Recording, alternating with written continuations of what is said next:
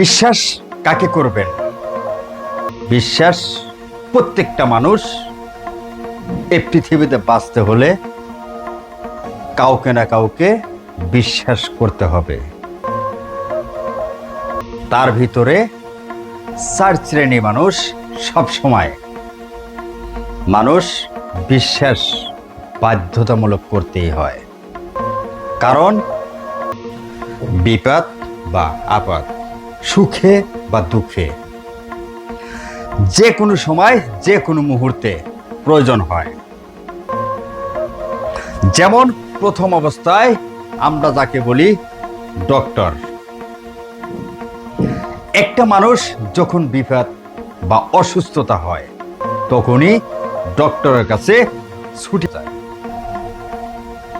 আর এই জায়গায় দুর্নীতির আখড়া গড়ে তুলেছে প্রত্যেকটা ডক্টর বা হসপিটাল বা ক্লিনিক।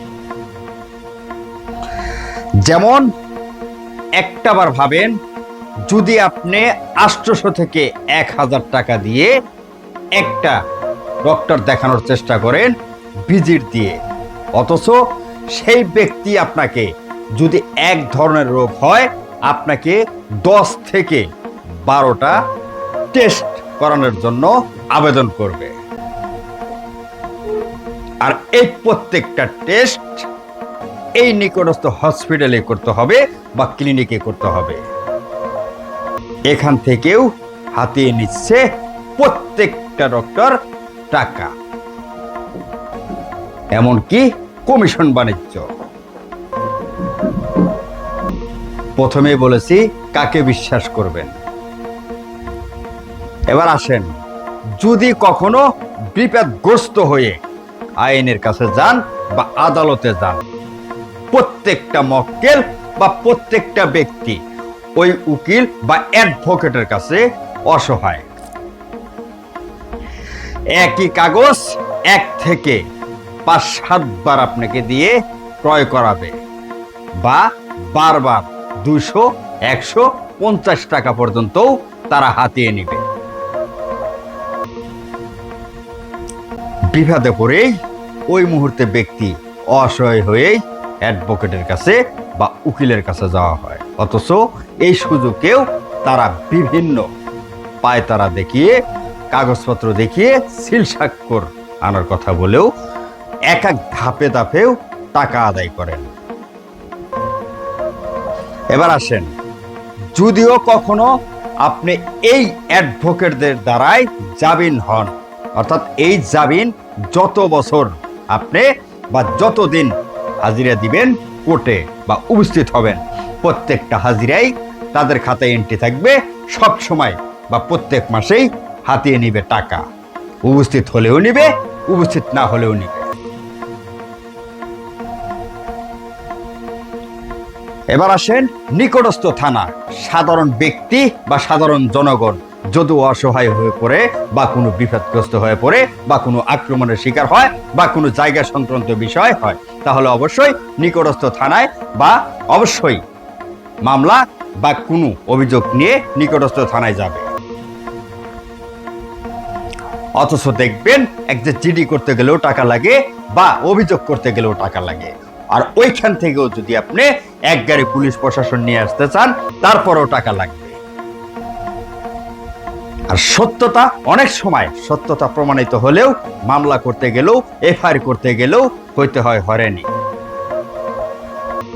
কোন দিকে যাবেন?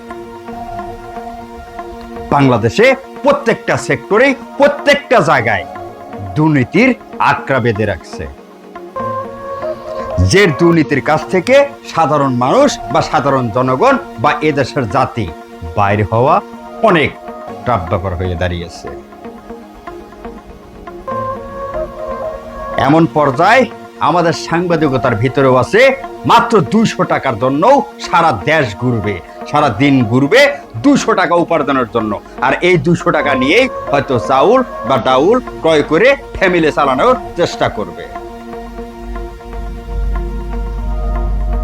অতএব প্রত্যেকটা সেক্টরেই এভাবে যদি দুর্নীতি হয়, এভাবে যদি আঁকড়ে ধরে থাকে বা সাধারণ মানুষের কাছ থেকে হাতিয়ে নেয় টাকা, তাহলে আপনি কোথায় যাবেন, কাকে বিশ্বাস করবেন?